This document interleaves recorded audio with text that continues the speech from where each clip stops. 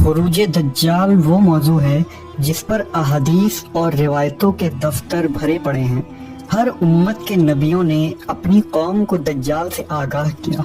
آخری نبی حضرت محمد صلی اللہ علیہ وسلم نے بھی کئی مرتبہ صحابہ اکرام کو دجال کی آمد کی خبر دی تھی۔ اس ویڈیو میں ہم اس طویل حدیث کا ذکر کریں گے جسے حدیث جساسہ کہتے ہیں، جس کے مطابق صحابی رسول حضرت تمیم داری رضی اللہ تعالیٰ عنہ نے ایک مرتبہ دجال سے ملاقات کی تھی اور اسلام لانے کے بعد انہوں نے نبی صلی اللہ علیہ وسلم کو اس واقعے کے متعلق بتایا، لہذا آپ نے اس واقعے کی تصدیق کی اور ایک طویل خطبہ دیا۔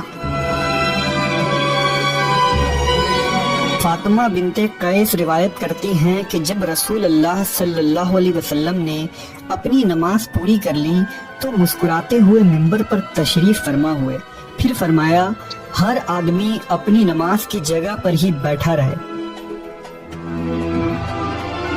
پھر فرمایا کیا تم جانتے ہو کہ میں نے تمہیں کیوں جمع کیا ہے؟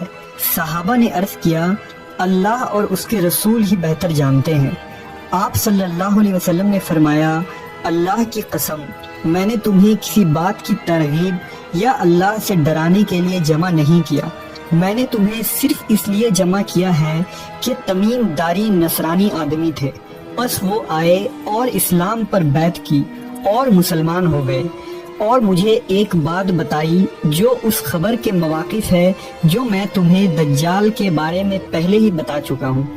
چنانچہ آپ نے مجھے خبر دی کہ وہ بنو لخم اور بنو جذام کے 30 آدمیوں کے ساتھ ایک بحری کشتی میں سوار ہوئے، پس انہیں 1 ماہ تک بحری موجیں ڈھکیلتی رہیں، پھر وہ سمندر میں ایک جزیرہ کی طرف پہنچے، یہاں تک کہ سورج غروب ہو گیا تو وہ چھوٹی چھوٹی کشتیوں میں بیٹھ کر جزیرہ کے اندر داخل ہوئے۔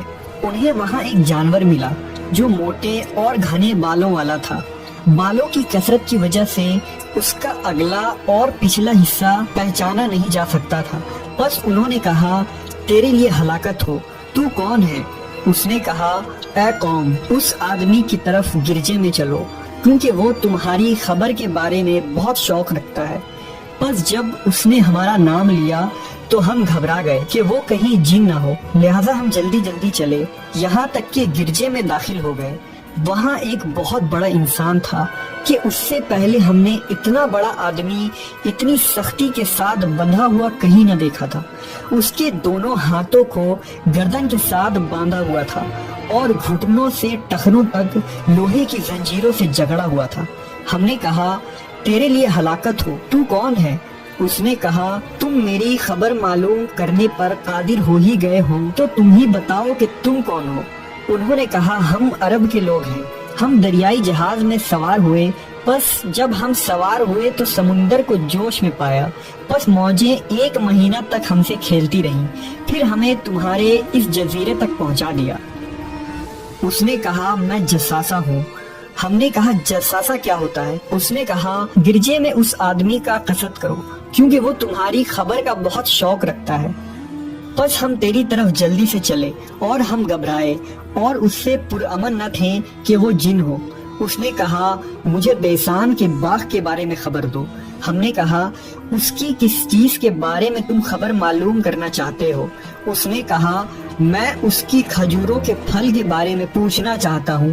ہم نے اس سے کہا ہاں پھل آتا ہے۔